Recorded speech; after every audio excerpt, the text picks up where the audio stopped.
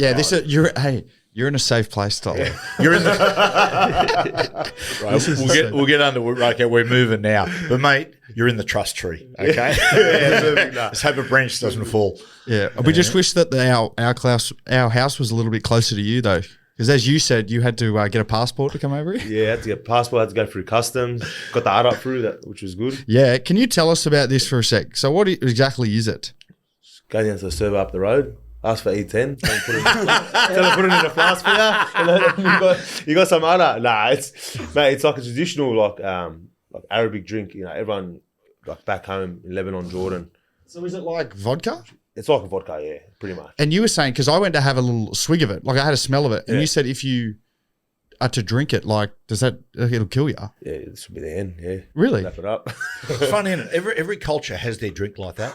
Like like. You look at the Russians, it's vodka. Yeah. Like people don't realize, like people think that vodka was just part of our culture, like Western culture for so long, but it wasn't.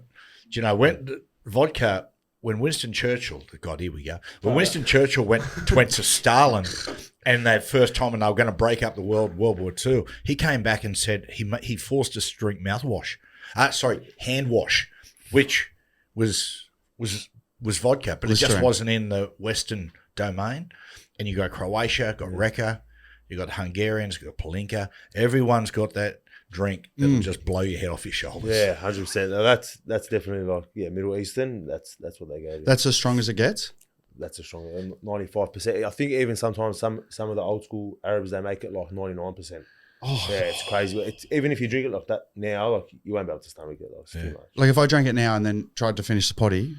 Would I just be? Would I spew? Would I be like spew, or could I drive? Big dramas. I don't know. It depends how your body deals with it, but I think it might be drama. I'm pretty hard to put the microphone up, or is it okay? Oh, it's all right. Yeah, it's good. Like that. There you go. I don't know if you've. How many? Is this your first potty? How many potties? I've done a few, but this is the best one. This is the best one. Yeah, this is first grade. First grade.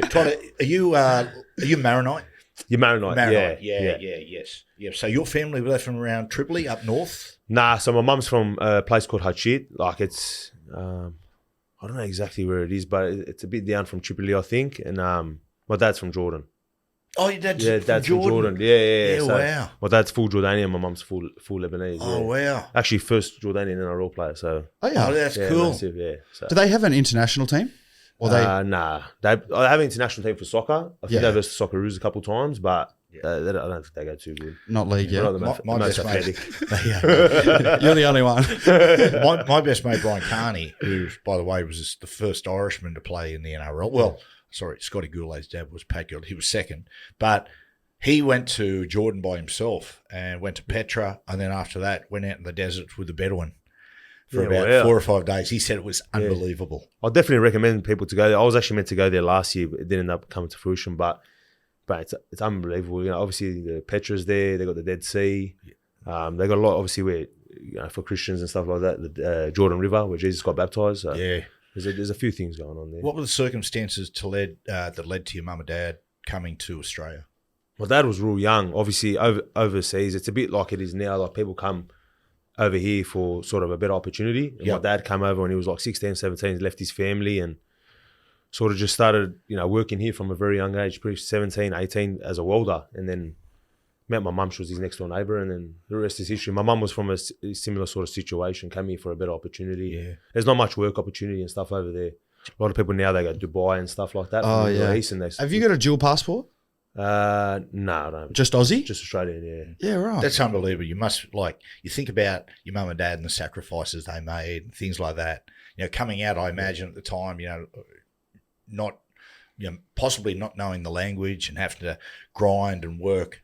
You were like, it's pretty amazing, isn't it? Yeah, 100%, man. Obviously, they didn't come here with much, not really how to speak the English and stuff like that. Even, God rest my dad's soul, but he was like freshy, like really. You know what I mean? They just come here, work, and just try to do their best. And do you listen to Middle Eastern music? Like, what's your... A little bit. Heaps of the boys now, like Tito, Romy, and that, they always put it on in the gym and that, but... Really? Yeah, I'm not a massive fan of it, to be honest. What's your own? Yeah. I don't think that Samoa and the Middle East were so close together. No, I know, far out, but yeah, they love it. Who's like the Middle Eastern artist? Like, who's... for our listeners to go and listen to? There's a Faraz Karam, I think, something like that, or Najwa Karam. Yeah, so there's a couple of them, but yeah, I'm not too good with it, to be honest. I'll tell you what you are good at, mate. We're going to blame you for the whore. How is it the whore? Oh, crazy backlash from that, man. Yeah. But yeah, obviously coming from a Lebanese guy, I think it's all sort of fun and games. And Well, I reckon it's going to replace the bird. The bird. In basically Sydney culture. I reckon now when someone cuts you off, I'm going to give them Yeah, Matty Johns just gave me what's the pronunciation? Is it Khawd? How do you? yeah, Khawd. Khawd. Yeah, Khawd. Because roll the tongue, man. sorry, bro. I got a limp You're tongue. Italian, bro. Yeah, that's true. I am Italian. Because like in a rugby league environment where there's so many different cultures, like Tongan, Samoan, Lebanese, you almost start to feel like the other boys' culture. Like I played with a lot of Kiwis and Samoans, and they just teach you the swear words and everything, and you just, you know what I mean? Like from the outside looking in, people go, "Oh, like that's," but even though, you know, like those boys aren't Lebanese, like they actually feel Lebanese because you're around that culture all the time. 100%, man. Some days I come home and I'll be like to my missus, start talking. I won't even realise I'm putting on a bit of a Tongan? Island accent. Yeah. Why are you talking like that? I was like, I'm in with the boys all day. I do it all the time. Whenever I see, like, me and Samuela finally see each other again, it's like I turn Tongan. Well, you look Tongan. From the waist down. Yeah, well. That's what I used to say. Oh, man. It's funny, like, how, like, times change. I mean, the Sydney clubs have always been like that. Like, Twal, I remember playing at Belmore Oval and don't worry, mate. It's all right. It's all right. We don't You just charge got to you. buy coffee. We owe you one, mate. You bought the drink. But, yeah, like going and like particularly the dogs, you know, the strong Lebanese Arab culture of Belmore. Whereas in Newcastle, mate, we had, you know, the Indigenous boys and all the rest of us were just honkies, you know. So, Well, you had Owen Craigie, who used to live with you, right? yeah, Owen, yeah, he lived with that. He lived with Trish and I. He was a young Indigenous player. Okay, yeah. Freak. Never seen anything like it. The talent. He won a gold medal in the schoolboy Olympics the week before he came to us as a young guy. Played first grade 16, Owen. Oh, wow. Yeah, for the night. Did he debut at the night? He played for the Tigers as well, didn't he? Yeah, and I had to stint with the West Tigers. Went South Sydney for a little. Just lost his way out. He's going good now. He's going good, but lost his way Back on during his career. That game over that win over the Doggies, Twali, outstanding. What does that mean for the club? Because it's been an up and down year for you guys, but to get a good win over a top 4 side. Yeah, it was obviously massive, man. Like anytime we come across them Western Sydney teams, man, like it's always a big occasion. And obviously this game was the only time we versed Doggies all year, and I guess there was a bit of hype going into it and stuff like that. And you know, boys turned up and put in a cracker performance. Obviously, yeah, good to get the result. Going into a bye, you know how it is. Going into a bye, you play shit and you lose. It's a long 14 days to your next game. So it feels good. Obviously, you know, yeah, but. And mate, you Twiley, and I said this to you on the show. Like me and the boys on the couch, we take the piss and have a bit of fun. But I'm telling you, we'd sit back in the green room and watch all the games. And mate, we've admired the way you've played for a long time. I remember talking to Ivan Cleary about you. Did he debut you, Ivan? Yeah, Ivan actually brought me to the club. Did he? Then left 12 months later. Yeah, that's right. He hopped off the bus. But mate, I remember watching. Like I talk to young forwards sometimes. And I say to them, if you want to know how to make a career and get the best out of yourself, I said, watch Alex Twal. Number 1, he's ridiculously fit. Number 2, he's got good acceleration. And primarily, the most important thing, you're good late footwork. You know, if you get late footwork, you're always punching yourself through or you're getting offloads. Yeah. So good on you, mate. No, you've done so good. It means a lot coming from you, mate. Yeah.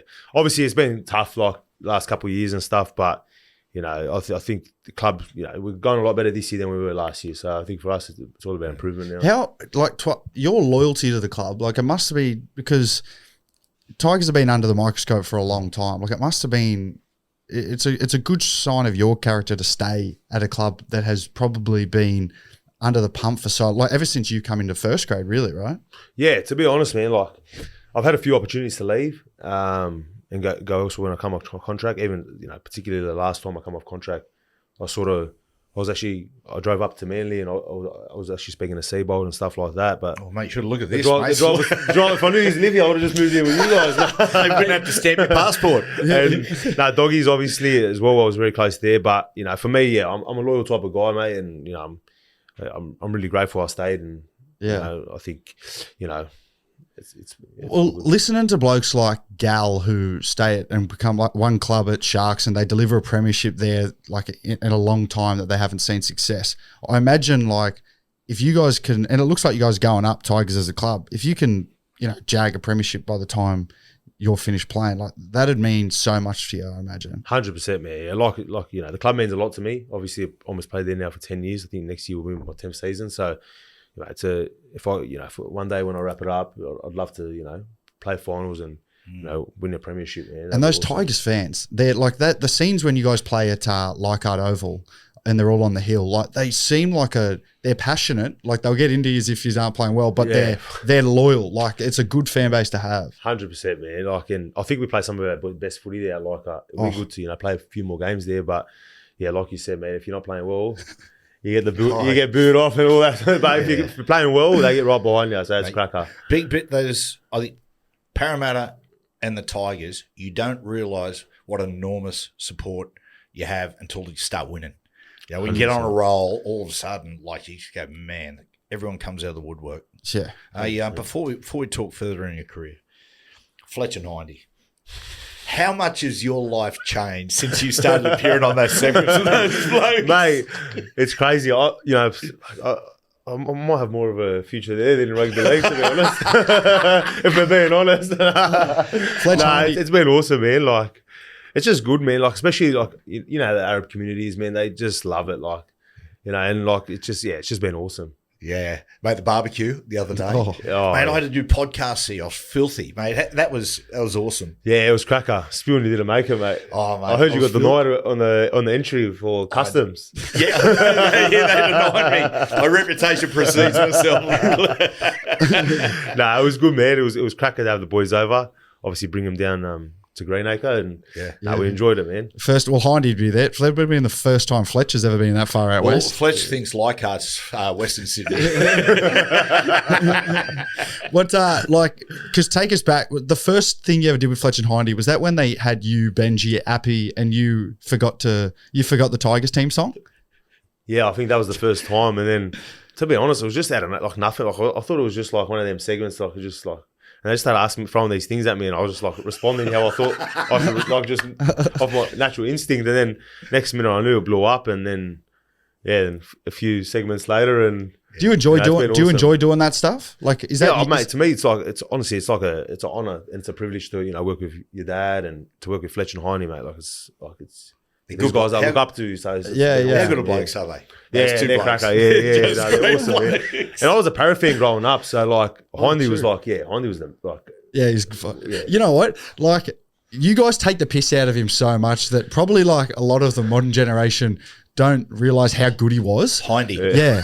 Because it's actually sad because you guys go, he never won a premiership. So people sort of growing up now who never saw Hindy would go like, look at this loser. Like, he's never won a premiership. I remember when Hindy first started doing our show and they started doing the Fletch and Hindys and taking the piss and all that sort of stuff. Some of Hindy's old teammates, when I'd run into him, they'd say, we're a bit worried about what's going on. We think he should be a serious commentator. And I'd go, sorry, Hindy is a serious commentator. But the other thing I said, you know what, boys, think of it like this. There's a million commentators. Yeah. There's a million of them around. But there's not many Fletch and Hindys. 100%. No. That's the thing. And I think people are screaming, like ever since like the old footy shows finished, people are screaming for that sort of content, like funny, just taking the piss stuff. Like you haven't had that in a long time since the old footy show finished. 100%, man. It's an awesome segment to watch. Watch them guys every week. Thing. It's Fletch, awesome. Hindy, and Twali in years to come, mate. It's future. Luke Metcalf and Magic Round, they're sitting on the sideline doing sort of the alternate commentary, and the Warriors are playing, and Luke Metcalf looks over at them not long before full time, and sees them at full time, just goes straight over, sits with them, and like just goes, oh, boys, like going, I love you blokes, I love everything you do, and they're like, that's so funny. Really? That's really yeah. Matthew, we have reached the end of your Good Day challenge. Yep. You've been doing it for 6 weeks now. Upon reflecting on the last 6 weeks, how have you been feeling? Coop, the most important thing in life when you want health and you want to be fit is you got to feel good. That's the most, and everything falls in line after that if you're feeling good. And the thing about with the Good Day, when I've been taking it, get up, and I take it regularly, is I've been feeling good. And when I feel good, I eat better, and I train more, and as a consequence, I've dropped about 5 kilos.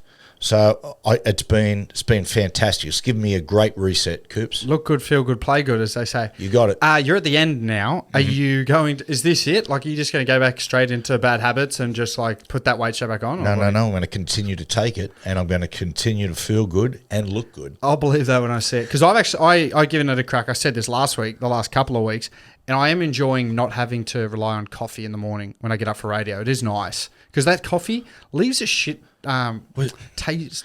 Taste in your breath? What goes up must come down. Exactly. You know, and this is a lot better at balancing your day. Correct. So I like to it's been fantastic. Well, head to begoodhealth.com.au. Code Johns for 10% off, and if you pair it with a subscription, 20% off. Yep. Back to the podcast. It's amazing how many of the boys they want to do that sort of stuff, but they don't do it because like they're not embarrassed, but they're afraid of being shamed. Well, teammates, you know what I mean? teammates do get into them. They take the piss out of them all the time. But there's so many like undercover funny blokes in the NRL who just behind closed doors, they're the funniest people ever. But then as soon as a mic or camera gets in front of their face, they stiffen right up. Jerome Hughes is one of them. Hughesy is one of the funniest blokes ever. Takes piss out of everyone. And then as soon as he has a glass of red wine, just turns into an absolute animal. Yeah, I've seen him. No, Trish said to me once, we had the parents' weekend. And she goes, "Oh, that guy, is he a player?" I went, yeah, it's Jerome Hughes. She goes, "Oh my God, he's awful." I said, "No, he's a champion. He's just had too much to drink." Red wine, right? But like him particularly, like when a camera comes out, he doesn't show that side of himself. I'm sure when the boys finish up playing, they'll get out of their skin. Who is it for the Tigers like that? A bloke who's the secret funny guy? Well, I don't know if he's a secret, but Tito, ever since he come, man, he's just got everyone in stitches, man. Oh, really? And he's got that, like, I don't know if he's got that, like, sort of that comedy, sort of that Kevin Hart sort of style about him. Yeah. And he's sort of, he's awesome, man. Like, he's been. He seems like the energy man. He's the energy man, bro. Every day, you can't have a down day, bro. You can't just walk in and just go about your work. You got to face him, and he gets you up for it. So I imagine sometimes you walk into train, you feel a little bit tired, and he starts, and you're going, "Oh, fucking hell, not this again." I tell you who like undercover as well. The Finu boys, like Latu and Samuela. I play with them at Manly. They're good value too. 100%. They are funny blokes. Particularly Samuela. His parents are so nice. Yeah. Mum and dad. yeah, awesome. Yeah. Nice people. Enjoyed a fair bit the last few years, but such nice people. Yeah. Bloody Hey, hell. Twal, so you went to Parramatta Marist? Yeah, Paramaris. Yeah. Geez, great history of rugby league there. Yeah. I went to school there. Obviously, grew up in Maryland, so I was only down the road, Westmead. Yeah. But they used to be a real mad footy school. But then I think when I come in, the principal at the time, brother Pat, he sort of brushed all the footy, put it to the side, and started like focusing on the school stuff, the education. How'd you go with academics? I was actually all right. I was all right. Yeah? Yeah. Oh, I don't know. A few HIAs now. I don't know how I go through my HR, but it's a bad sign when you can't remember. but Parramatta Marist was sort of Westfield Sports High before Westfield Sports High. When I was coming through in the old Commonwealth Bank Cup, mate, they won it. They were just stacked. Really? They'd recruit and get guys from all over New South Wales and the country areas. Were there any other NRL boys who went to that school or sportsmen? Kalis. I think. Nathan Kalis? Yeah. Kalis, I think. Went there. Apparently Paul Gunn went there. I don't know. Yeah, he did. Yeah, right, because he was Parramatta Junior. Yeah. Apparently he went there. Who else? Anyone in your year? Anyone in my? Nah. No. All my mates were just knockabout blokes. Just ended up being tradies. Bikies. Something like that. Hey, Cooper, steady on, mate. The bikies are lovely people. They are. Mate, so you're Parramatta Junior on top of that? Yeah, Para Junior. I did came through all my juniors through Para. We were all successful in Harold Mats, SU, all that 20s. And then, just like I said before, then Ivan picked me up as a 20-year-old. And Any, like the blokes that have gone on with you to make it out of those sides?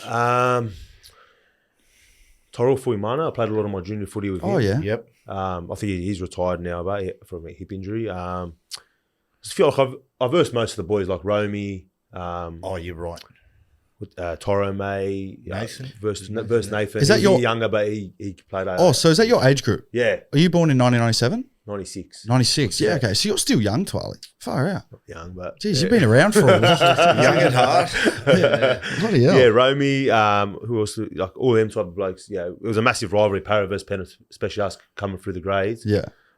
It was massive. When you have Ivan at the Tigers, that you only had him for 12 months, you were saying. Yeah. Like, could you see him as a coach back then? Could you see how good he was? Like, obviously, he's had so much success now, but he didn't have it as much back then. Yeah, to be honest, man, that year that he had us, we ended up on 28 or 30 points, but it was the tightest year in like a long time. We finished 9th, but on 28 points, and it was just that for and against didn't get us in there. Man, he was an awesome coach. I can't speak highly enough of him. Like, yeah, especially as a young bloke, just the way he nurtured me through that first year of NRL was awesome. And then returned to Penrith, but I suppose they've got a pretty good halfback. That's probably, as well, that he was actually living with at the time. Not like that. Yeah. But you even like that, the game you guys versus the Dogs the other day, we're watching it. Remember like back in probably like a decade ago where basically across the NRL there was that many gun players and they'd all come through that Melbourne system, and you were like, oh, he used to play, like James Maloney, he's come through the Melbourne system, heaps of boys who would go there, their value would go up, and then they'd sign as a star player somewhere else. You see, in that game where Tigers versus Dogs, there was like 9 or 10 Penrith juniors in it. Yeah. Like, look, the May brothers, like obviously Critter and all those boys. But you see the sliding, like he's done such a good job. They've got so many juniors out there in Penrith, but the amount of blokes that have come through that system now and they've just like dispersed into the NRL. Yeah, it's crazy, man. The nursery out there, like I said before, since we're young, Penrith have always had a massive, great nursery. Yeah. I see what Taylor May's going to be a good pickup for you. Yeah, going forward, mate. He's he's a powerhouse, isn't he? Awesome player, man, and an awesome bloke as well off the field. Yep. I get along so well with both of them, Tyrrell and Taylor, and they're just awesome blokes, man, off the field. And like on the field, man, there's obviously athletes, especially like Taylor, he's everything. Pretty misunderstood, Taylor? I think so, yeah. He's obviously been through a lot in that over the last sort of 24 months, but yeah, man, if you get in conversation with him off the field, man, he's the most down-to-earth bloke. I can't speak highly enough. I love what they're doing. Like, obviously, they do the potty and like vlogs together to him and Terrell. It's I love how they embrace just how like different mold they are. Particularly like Terrell, he acknowledges he's like, I'm not changing who I am to be a rugby league player. Like, this is what I love doing. I love vlogging and doing this stuff. Like, he just bees himself, 100%, man, and he embraces it, like you said before, man. Like he's happy to be different, and I think that the positive thing out of all of this is that Benji encourages him and everyone else to be themselves, and that's massive, man. It's like for him to encourage it, and they're both awesome blokes, and Terrell, he's the funniest bloke ever. Like, he's one of them undercover funny guys as well. That's what Cheese rang me up, Brendan Smith, and goes, "Oh, Matty, I just need to ask you a favour." And I thought, "Oh, geez, what's going on here?" And he said, "Oh, mate, Terrell rang me and he wants to come on your show." I said, "Fuck yeah, just send me his number." And I rang him up and he's like, "Oh, mate, thanks so much." I said, "Mate, thank you." I know. I remember when you said that. I was like, I would not have picked that. Like, I wouldn't have picked him to be so keen to do it. Oh, man. No, he's a low-key funny guy, bro. He's very, How's Benji going? He's going good, man. I was so happy on the weekend, get the results against such a good team. And, mate, he's been awesome this year, especially, with the cards that he got dealt early with the whole Galvo situation, and had to go through it again with our hooker and stuff like that, mate. He just dealt with it awesome, and I can't speak highly enough of him and the way he's. How do you go, Twali? Because you played with Benji as well, right? Yeah, I played with him. So 18 I didn't play with. 19, 20, and 21. So I played together for 3 years. Yeah, how's that when you have a crossroads where you play and then he ends up being your coach? Is that kind of weird sometimes? Yeah, not really. To be honest, I always stayed in touch with him. Even when he left and he was working at Fox, I stayed in touch with him, but. Probably there's an element there that's like at the start I was like, fuck, we used to play together, but but in saying that, it's been awesome, man. We obviously have a really good relationship because we've been together through so much, but he seems like he's so loved by all the players. Like, I remember when Harry Grant went to you guys on a loan, and when he come back, he was like, Benji was obviously playing with his then, but he was like, mate, Benji is he just has the whole, he just owns the room. Like, all the boys love him. He's just the best bloke. Shouts a lot of the beers and stuff like that. So he's, I've heard he's awesome. Last time I had a beer with him, it's like he had crocodiles in his pockets. Oh yeah, you would have coached him as well, right? Yeah, I did a little bit in 2005. Yeah, the back end of that year. Did a little bit. He was really. It was really at that side. They had the halves combination was he and Scotty Prince. Prince, he was more the student of the game. Benji back in those days was just a freewheeler. And Sheensy was happy to do that. Like, most of the coaching I did was with Princey as far as his kicking. But with Benji, you just let him be Benji. He was the maverick. He was the one that sort of gave the side a completely different point of difference to the rest. But mate, I tell you, he's done a good job. I tell you, he's done a good job. Mate, he should tackle players more because since he tackled Doueihi, holy fuck, he's gone through the roof. Oh, mate, Doueihi's on fire. Yeah, he's been killing it for us, man. I think over the last month of footy especially, like he's been our best player and, especially on the weekend, man, like he was probably the difference in a lot of ways. So, he's just been awesome, man. And I couldn't be happier for him. Yeah. Did you? Because you would have played Lebanon with him before he even came to the Tigers, right? Yeah. So he was still young, 2017. He was like, he's 2 years younger than me. So he would have been like maybe 18. Was Freddie Fitler coaching you guys as well? Coach, yeah. And it was just by chance that our captain got knocked out in the warm-up. He was holding the pad for one of the boys. And you know how boys run through the pads? Our captain was holding the pad and then one of the boys ran too hard and knocked him on full HIA. Like, I think he got stretched off in that. So it was... Ads was 18th man, so Ads came in and won us the game that game. Literally scored the winning try, and the rest was history. Then Freddie picked him the whole tournament and ended up debuting the next year. And were you coached by Michael Cheika as well?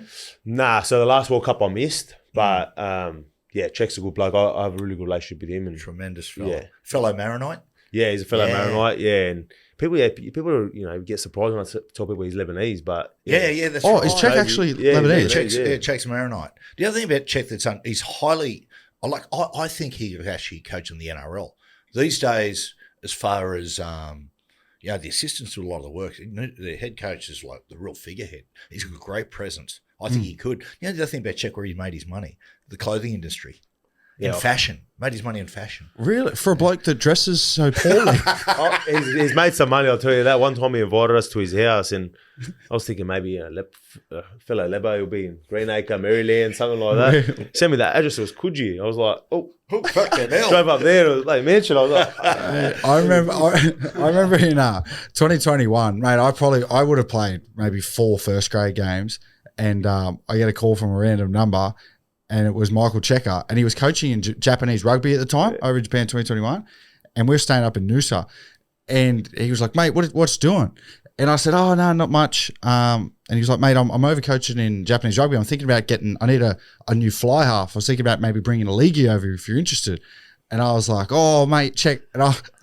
And I didn't get the message. Clearly, he thought like, "Oh, mate, my time in the NRL was done." And I was going, check, I'm still quite young. I'd love to chance my hand still here in the NRL. And he goes, "Oh, really?" And I went, "Oh, is that funny, is it?" It was real funny. Thanks. I appreciate you not laughing, Twally. And I disrespect you. But I was like, "Oh, shit, okay. Nah, mate, I'll hold off." In hindsight, geez, it would have been a good opportunity to go over there, live in Japan for 12 months. I can imagine he must have been ready to say, "Oh, really?" Because I was talking to Bellyache. Anyway, mate, listen, have a good career. Mate, being coached by Madge, how was Madge? Yeah, it was good, man.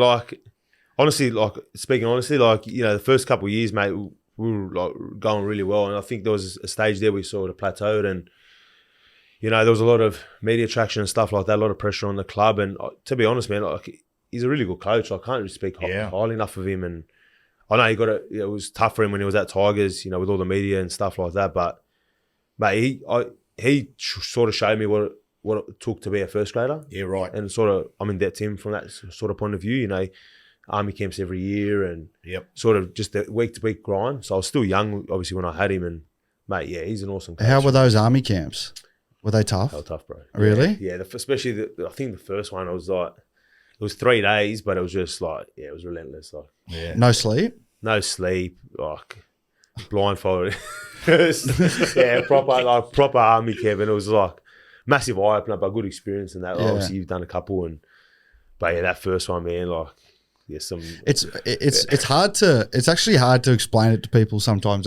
Just how bad, particularly the ones with no sleep, where people are like, "What you stayed up for 3 days no sleep?" And you're trying to explain how hard it was. It's like people don't get it. Yeah, it is the worst thing in the world. I've got a few mates that have no sleep for 3 days most weekends, but for totally different reasons. Shout out Brian Fletcher. Yeah, but that's I mean, like Madge has had a little bit of criticism, and like the thing about Madge is one of the most disciplined men you'd ever come across, and the first cousin of discipline, stubbornness, and it takes him a lot to change his ways. I can see he's adjusted some of his ways at the Broncos, but as you know, there's certain non-negotiables when it comes to being a professional athlete, particularly rugby league, and one is physical fitness, isn't it? Yeah, 100%. And he was massive on that and hard work. Like if you didn't have them two, like that didn't really matter how good of a player you were. He just wouldn't budge on them two things. So what about Harry Grant when he went there? Yeah, that was awesome. You know, obviously, I remember at Leichhardt, it was one game we beat the Broncos and he was getting chanted off the field, and that was obviously awesome. You know, obviously with what he's gone on to do now in the game, to play with him and to have him at the club, I think it was awesome. Seemed like that year you just had a tight group. Like I think Joshy Reynolds was there as well. Yeah. Brooksy, Elijah Taylor was that his last year? He's the funniest bloke. Is he really? I've heard he's a terrific bloke. Have you got to see he's got a page? Have you seen it? Yeah. If you want to get a good insight to Footy Hacks. Taylor, have a look at that. He was also that year. I think it was 2020. Was he also like practicing to be a pilot as well? Yeah, so he was practicing to be a pilot. Yeah. Like he'd fly on his days off and that. Yeah, he'd go fly on his days off and that. Yeah, it was actually. Yeah, there's a couple of stories behind that. I was going to say, I know a couple of blokes who fly on their days off as well. Mad Monday, and the next day he was flying. I've heard that one. I remember your guys' Mad Monday. The boys were FaceTiming me, and Elijah was there, and then like he was flying like a couple of days later. Yeah. Mate, and Noffa. David Nofaluma? Nofaluma, yeah. Me and Noffa played a long time together. Yeah. Yeah, it was sort of crazy how sort of his career sort of finished up, but I still got love for him. Still over there playing. Yeah, still over there playing. I'm not too sure what. It's mate. He bounces around from country to country. He's in Japan. Nah, not in Japan. It's like Serbia. Serbia. Yeah, that's right. He's playing Serbia. Is Nick Kotrick over there as well?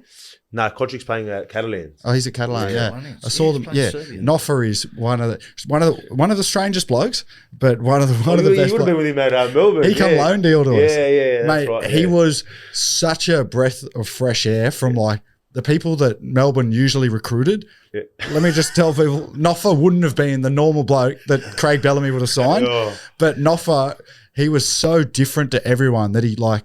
It was refreshing to the group and he fit in really well, but he's so like what's the word? He's not arrogant, but he would just say the funniest shit to Bellyache and that. Bellyache would go, Noffa, mate, great work on this +1 carry, mate. We need more of it from you. And he'd be sitting at the back of the room in video session and he'd go, Bellyache, come on, I'm the Noffers. He goes, I'm open 365 days of the year, no public holidays.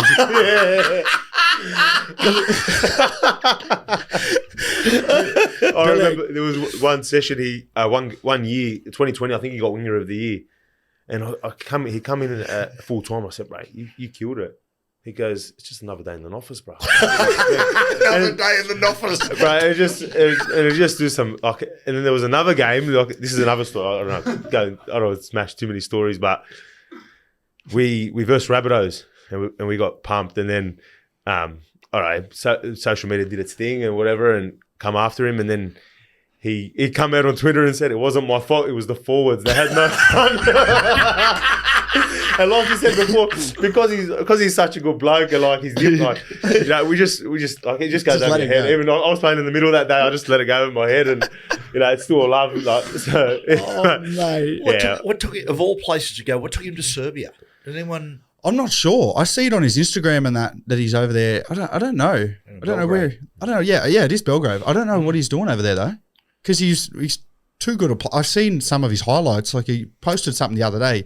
He was dead set walking over the line scoring. Yeah. Well, it might just be lifestyle. I mean, it'd be living in the Balkans. It's the Noff shop, mate. It's spreading around the world. It's becoming a franchise. Oh, mate, can you run us through as well the 116 game try scoring drought which you broke? Because that just turned into like the biggest thing on social media. Just like, when's Alex Twal going to score? That game, it was against the Storm, when you scored. Yeah, against Storm. Yeah, I think it was the only try that game as well. So yeah, it was. It was like it was a really low scoring game, Yeah, no, it was high score, but low scoring on our end. Did what was that feeling like when you scored? Yeah, bro. It was an ordinary try. Let's be real. Like, I just had to land on the Mate, ball. my 1-year-old son could have done that, but to be honest, obviously it was good to get the monkey off the back, but 116 games, What did it feel like for a bloke who hadn't scored in 116 games? Was it like complete foreign territory? Like when you crossed the line, foreign. Really? Like, I didn't even when I got up, I was like weird. Like I just didn't. Is this what it feels like to score? But then I was like, I didn't have to do much as well. I was thinking in the back of my head, that was a shit way to I remember. Imagine if you went to the video referee. Imagine if they took it off you. But I remember the try because it someone dropped it and it just bounced up. And Clem was there, David Clemmer, and he went to lunge at it, saw you, sort of backed away, and you just put it straight down. Like a starving man on a burrito. Yeah, oh mate, it was crazy. Twal, can I ask, did you have any disallowed in those 160, how many Coops games? 116. 116 games. Did you have any that were actually disallowed by the video ref? I had one against Canberra. It was actually a proper good try. It was like kick chase on Kotrick, and then it was like ball bobbled into my hand, and I ran away and scored under the post, and they disallowed it. So. Oh, did you? You would have been fuming. Did you celebrate hard? What's that? Did you celebrate it hard? I thought, it was early days as well. I was like, how good is this? I've got my first try, and they took it off me. Because didn't you after that first try, the 116 game one, was it a week or two later you scored another one? A couple of weeks later, I scored against Cowboys. Yeah, scored Cowboys. Yeah, I remember that happened because people were going, "Here it comes," and that was another ordinary try as well. I haven't actually scored a try yet. If you really want to knuckle it down, but you come close all the time, particularly in and around the post because you got footwork and you always poke. Mate, we all said because whenever the Tigers play, the boys always back in any time try score, particularly on that run, and we'd all be watching. They go, "Fuck it!" Oh! Yeah, close, but I think you know what? It's become such a thing now. When I come to that sort of position to score, people just think I'm not letting this bloke score. He's never scored. We can't let him score. Yeah, imagine that on the tip sheet where it's got head on a plate. It's like, righto, coming up against the Tigers this week. It is just your head on a plate going, we can't let Alex Twal score. What about your training and diet? Because mate, you're ripped. What's your diet like, Twally? Yeah, I try to do heaps of paleo. I do heaps of paleo. I try not to eat anything processed and stuff like that. I cook in all animal fats and stuff like that. Yeah, right. I only stick to no seed oils. Are you into that carnivore diet that people do? Nah, not really, because I like my fish as well. I eat a lot of wild caught fish and stuff like that. I try that's 80% of the time, 90% of the time. Yep. Then 10% of the time, sort of just enjoy myself a bit. I heard a story once where some of the boys told me that you'll order a Big Mac or something, but you won't eat the. Oh yeah, this is you won't eat the Tim Manna's story. 2017 World Cup. Tim Manna before we versus Tonga, he goes, bro, you got to promise me that after the game, because it was our final game for the tournament. He goes, after the game, we have a Big Mac together. I was like, yeah, bro, you got my word. And then I was eating, and then he'd look at me, and I'd pick up the burger, and I'm like, yeah, bro, how good's this? And then 20 minutes later or something, he looks in the bin, and it was just all the bread and everything else, and the meat was missing. And he's like, wow, what have you done? And then, that story's just stuck with you. I'll tell you what, but there's a lot of bread on a Big Mac. Oh, man. There's, I'd almost want them to take just the middle piece out. Happy to do the double patty. So when did you become diet conscious? When did this all start? I started this week because I've started. I don't know if you know Twali, but I let myself go sort of the last year and a half. You're looking good, bro. Yeah, I know, but I got a fast He's metabolism. wearing baggy clothes, by the way. Yeah. I've completely lost all my muscle mass. Not that I had much to begin with, though, Twali. Do you have cheat days, Twali? Yeah, mainly after a game or something. I'll try to enjoy myself a bit. But yeah, try to sort of keep myself honest. What does enjoy yourself entail for Twali? Just go to a restaurant or something with my missus or one of the boys. And what's your cheat meal? What do you get? I try to still stay away from deep fried stuff like chips and that. I won't eat that sort of stuff. But I have a burger or something. Yeah. Stuff like that, yeah. Mashed potato and veggies and that? Yeah, stuff like that. Do you drink alcohol? Not really. Every now and then, but yeah. Just during Mad season, Monday? Definitely not. During Oh, season. really? But yeah, Mad Monday, I'll have a crack. Or wedding and that, like, Yeah. or special occasions, my mate's birthday, something like that. But Yeah. Are you married? Yeah, I'm married. Yeah. Oh, yeah. Yeah, you didn't see the barbecue. Yeah. Yeah. Well, I saw the barbecue, but I didn't know whether you tied the knot or not. I was reading through some of the comments that people were sending me. What were they? You're punching this and that. I thought you were dreaming up now when you asked if I was married. No. I saw your partner on there. I just wasn't sure whether because you've taken your ring off. Yeah. Oh no, I don't wear it. She always gets into me about it. I said, babe, I can't wear it. I can't wear jewelry. Don't worry, Dad does it all the time as well. We go to Let's take it off nightclubs, but no. What happened to me? Because I wore it accidentally in a game, forgot to take it off and dislocated my finger. So now it is actually stuck on. Oh really? Yeah. It's terrible. Even if we get divorced, it's going to stay here forever. Yeah, I know. You can get them cut. You can get them sawed off, I think, or like they chain them off. Similar to how they cut a. You know when they cut a cast off? Have you ever had a cast?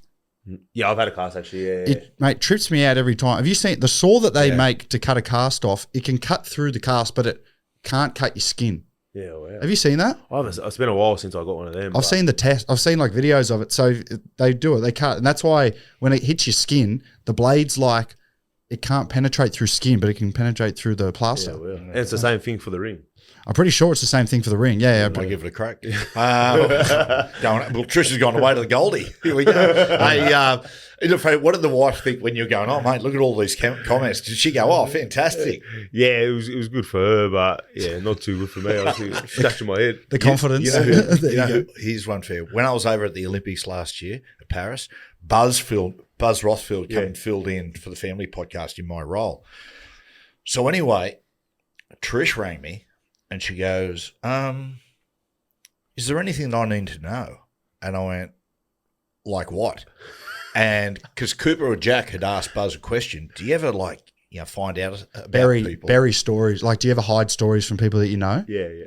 And he goes, oh, yeah. What do you say? I've got a whole dossier on your husband, Matt. Yeah. He'd said that like fucking Buzz. Yeah. He was like, yeah, I've got a couple of stories. He's like, I've buried some of like your dad because I like him and that. And we were like, what? Oh. I said, Trish, I think he's mucking around. Anyway, when I got through that, I get a call from Buzz. Hey, mate, how are you? I said, mate, listen, Buzz, I really appreciate you feeling. He goes, yeah, mate, yeah. Mate, I'm just ringing to say your missus is an outstanding sort.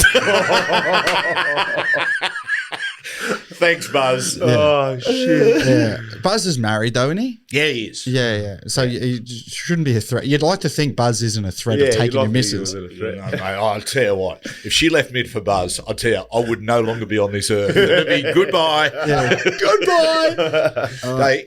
Can I ask Twally some random questions? Yeah, go on. It's time to go. What's the new segment? Just random. I was just thinking, about blokes in your career, and I might spawn off into stories. Who knows? Yeah, okay. The best player you've played with, Twally? Say Benji. Benji, yeah. Yeah. It was just like, even seeing him run around now, man, like some of the stuff he does, like it's still got it. You don't see people in our game now doing it. You know what I mean? And yeah. Even playing with him, mate, it was just unbelievable. Was he a hero growing up? Like, were you definitely one of them? Yeah, like you'd always go in the backyard. I remember me and my brothers would play in the backyard, and then we used to like step on like the Benji, the Marshall. Yeah, and then, it was. Did you try the flick pass? Yeah, went over the neighbours. What about the best bloke you played against? Someone you come up with, God, man, you walked off the field and said that guy's just too good. Yeah, I'd say Tedesco. Yeah, obviously played with him early in my career, but. Yeah, just like every time I verse him, he's always got you doing the stinky leg. How fit is he? Strong and mate, he's that big across the arms. Yeah, that year very un-Italian. I know. That year that you played with him before he went to the Roosters, he was like untouchable. Unbelievable, Like I think it was he's had unbelievable years since then, but I think like that year for the Tigers just before he left, it was. Some of the stuff he was doing is like his highlights from that year is crazy, eh? Yeah, I think that was when he sort of just started playing Origin and that as well, and just he was unbelievable. Who manages you, Twally? Gavin Hall. Oh, okay, so you'll stay at the club. I thought it might be nice. I know the teammate you're closest with. Look, I'm close with all the boys. Like I get along really well with all the boys, but me and Ads obviously. Yep. He's been there for some of my highest moments, some of my lowest moments, and. Yeah, and Doueihi. We've built a really good connection, even with his family, his mum, his dad, and my wife, and we're all sort of real close to each other now. And Twali, what about, mate, the teammate? If you're going on a long haul flight, right? Who's the one that if you come and sat next to you, you went, oh, fuck, no. Tito. Tito. Oh, yeah. Tito, yeah. Energy. That's like, imagine you going to Dubai or something, 14 hours sitting next to him and he's just in your ear. And just It's always Dubai with you, lad. Yeah. Middle East, mate. Come on, Abu Dhabi. Mate, righto. What about the opponent? And I'll ask this one of you, Jack, and you, Coops. Who's the opponent you come up against, whether it be sledging or whatever reason, that you just go, fuck, this guy. Not that you dislike them, but every time you come up against him, you go, man, it's going to be hard work today. Like he's going to be sledging and everything. Oh, God. What about you, Coops? See anyone stick out? Probably Mahoney, Reed. Oh, Reed Marnie. Yeah, He's like, Niggling. if you drop a ball, though, he's just coming across and Yeah. doing stuff. But he's a really good bloke off the field. I actually know him off the field, but yeah, little things like that. But even just watching him sometimes, like you can just tell people just getting annoyed. Yeah.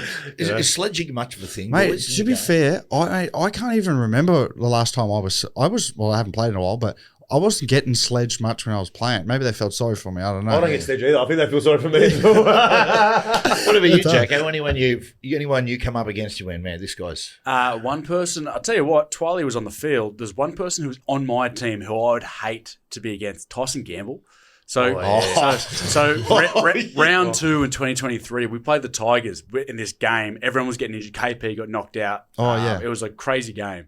And I remember, so Tyson Gamble come from the Broncos for the first time. And lovely bloke, right? We all expected him to be a bit of a rat bag, but he was that nice and quiet. We're like, oh, maybe it was just at the Broncos. Like, he doesn't really do it here at Newcastle or whatever. Yeah. He came off the bench that day for KP because he was playing 14. Put up a bomb to the novice, and I swear to God, the words that come out of his mouth, I'll never be able to repeat. And the whole team like looked at him and went, fuck, where's this bloke been the whole preseason? Yeah. Like that's one player I'd hate to be on his bad side opposite him. I one that was on our side who used to sledge horrendously at training and on the field, Will Chambers. Chamber was the most relentless sledger I've ever seen. One time he got suspended for 5 weeks and like he came over, on the training side, it's like the NRL side and then the boys who aren't playing and they prepared the NRL side. So he was playing my center in the non-NRL side, preparing during the week. And the job of that team is to basically, you challenge the NRL side, but you're just preparing them to play good on the weekend. Chambers took it upon himself to like emasculate everyone on the NRL side so that they went into the game with no confidence and thought they were the worst players in the world. Like to the point where he was, and because he was a senior player and like was so tight with bellyache, he was saying like, mate, they don't rate you here and that, like saying shit like that. To teammates. To the teammate. He was so funny. And then he'd give us info, like when we were playing Queensland Cup, he'd find out dirt on players, the opposition players in the Queensland Cup that we were playing against and go, here's some stuff I found on this player if you want to go after him. We were like, holy shit. He was the best I've ever seen. Man. And he was so good at it. He put people off their game so much. Woodsy was similar. Woodsy, big. Oh, yeah. He used to just like go around the field and just say some personal stuff to blokes. I was playing with some blokes at the time and he just, some of the stuff he'd say, you wouldn't say it, you know what I mean? And he just crazy. Oh, man. What about like your favourite field in the league? Field? Yeah, field. Opposition, say field. Yeah, travelling. Favourite? I'll probably say Bank West. Like when we versus Para there, Easter Monday, unbeatable. Yeah. What about least favourite field? The place it's Townsville or New Zealand. Because every time we go to New Zealand, it's a hard game to play. It's always wet and cold and hard to get a purchase on the ball. 100%. And then Townsville as well. It's sweaty up in town. Like they hit you around the ball, you just drop it. It's just so hard to catch. When I first come into the competition, right, first time we ever played up there, we walk in and we go, oh yeah, like you're in an air-conditioned bus, hotel, into the air-conditioned bus. You got off the bus and you go straight into the dressing room. It was air-conditioned. And I'm thinking, fuck, this is okay. Then we go out for our normal 20 to 25-minute warm-up. Mate, we come back in and we're just completely fucked. Yeah, it took us a long while to actually understand how we had to play it there to win. Mate, going north is actually, like, it's harder. People think playing in the rain's hard. When you go north and it's dry and the sweat gets on the ball, 100%. Sweat. It's way worse than water. 100%. That's funny because I'm a real big advocate. I reckon in hot, humid conditions, the leather ball was better. Like it's really funny, Twally. The leather ball, when a little bit of moisture went on the leather ball, it actually became more tacky. It was easier to handle. Really? But I mean, if it was pissing down a completely different piece of soap, but I think the synthetic ball with sweat is actually slippery as, Yeah. It's such an advantage for those teams out there who practice it all the time. I remember when in COVID, when we were playing at Sunshine, we were based out of Sunshine Coast. Yeah. And Storm was playing Cowboys. And this is a famous story. All the boys tell it to bag out Munster all the time. And Munster, like, he's known for saying shit before he even thinks about it. And he always wants to have the last word, in like right before warm-up. And the boys are always that bloke. Yeah, always. Don't know why he wanted to. And the boys going, righto, Townsville today, let's, let's take him into a grind. We'll beat him in the back end of the game. They want to do the flashy stuff. Let's do it. And Munster, right before he goes, bloody oath, boys. He goes, and guess what? It's too bloody hot for them up here. They can't handle the heat. And everyone just went, Munster, they've come down from Townsville. Oh, he's a funny man. Who's the bloke in the shed like that always get the last word? I'll probably say my mate Adam. Yeah, right. Okay. Isn't it funny when everyone gets in that mood to let people know in a dressing room, it's all different characters, and there's nothing worse before the game when everyone starts to talk.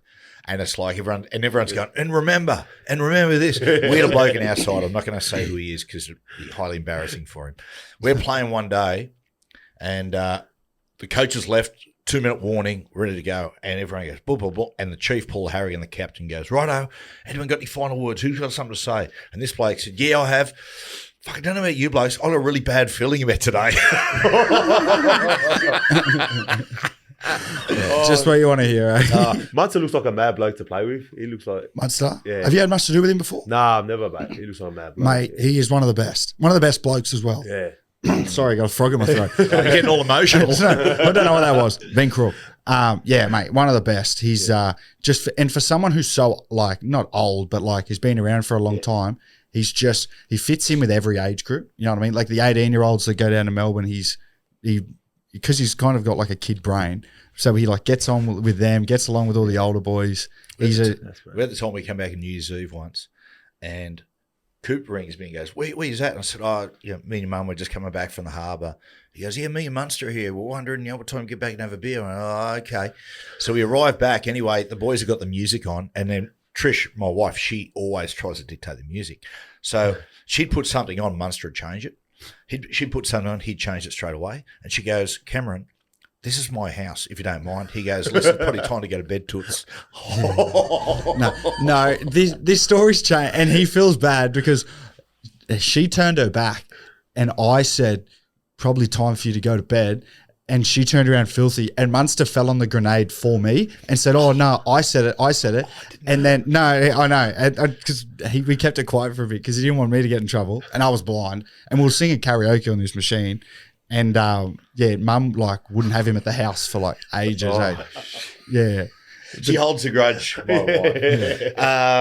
Mate, favourite destination to go away? Favourite destination? All right, I'll let you have a guess at that one. I've said it a few times. Dubai. Do you go there a lot? No, I've been there once, but it was cracker. Like, it's probably my favourite place I've been. I've been in Europe and stuff since, and, like, but yeah, crazy, eh? That city built in the desert. Remember when we there? Did you go to the? Is it the Atlantis? That big water park there? The water park, yeah. But there's a new like hotel Atlantis now. Apparently, it's unbelievable. I haven't seen it, but they just built it. Yeah. But more and more people are moving there. The water park was cracker. Me and my missus. Yeah. Oh, mate, yeah. We went. Dad went down this water slide. We were too young to go on the water. Like it was a weight limit, or it was like a height limit. And Dad went down it on his own. And it's the one where they said, Dad, you going on? And I said, no, I'm cool. Come on. It's one of the ones where the floor goes out from underneath you and you jet through and you go through like the shark tank. That's where I went. I went into that one, yeah, but that's crazy, eh? Mate. Like, Dad come down, Dad said had shit down his throat. He had shit Did you have to walk up all them stairs? Yes. I was walking up, and there was heaps of people walking down. I'm thinking, the only way you can come down is through the slide. But then when I got up the top, I realised everyone's walking because they've seen like it's dangerous and everyone's just walking back down. Because you free fall. You free fall about 20 metres. Mate, it's a hectic. It's like there's no rules over there. So you actually don't trust. You know, like here, you go to a water park here, you trust the ride because they know they're not going to hurt me here. In Dubai, it's kind of like you don't know what's going on. You don't know. Do you need a visa and a passport to live there? Because it seems like more and more people are going to live. I don't know. I'm not too sure. Heaps of people go there apparently because there's no tax. Yeah, yeah, So right. the tax Okay. is like 12% or something. Like Or to something a, ridiculous. or to some people go there to hide. Yeah, well, they do. That's right. It's, No, for a while there, it was mafia capital of the world. Yeah. So all the Russian oligarchs and people involved with Russian mafia, they get on the bad side of the law. In Dubai and the Emirates, they say, okay, you can come and live here as long as you behave yourself. You play up, we're going to throw you out. It's because they want the money, you know. Well, they've just built this massive wave pool over there as well. Like Joey went over there last year, Matthew's brother. Talking went about over hiding. to hiding from the law. He went over there and he reckons it's like the best wave pool on earth. They've built it in Dubai. Shout out to any of the surfers that are listening that want to go over. Finally, what are you going to do in your tie? Would you like to coaching, strength and conditioning? Hopefully, Say it. you say it, bro. Come on. Yeah, he's mate. Fletch Fletch and Hindy Hindy, and Twali, mate. Come on, Barley. mate. Get me on there, mate. That was mine. I was leading you. That's where we're going. Mate, we'll give you a crack on our show for sure, mate. Yeah, legend. Yeah. Bloody oath, Twali. No, yeah, it'll be good. 100%, mate. Say you're on a Lebanese footy show. It's not a bad idea. You, Doueihi, Mitch Moses, Isaac Moses. Well, what it does, What a I mean, panel. look, what we did for Benji in his show, Benji, that show was so bad he went into coaching. Yeah, that one did. How many episodes did Benji last on that? Not enough. Probably 6 too many. 7. Thanks, Twali. Thanks for Twali, coming over. Thanks heaps for having me on, Mate, boys. hey, brother, thank Yeah. you for coming all the way here. And once again, mate, thank you a lot for the stuff you do for our show. And congratulations on your career, mate, and going forward. Good on you, brother. Legend, Matty. Thanks, Appreciate Twali. it. Thanks, Jackson. Don't say thanks.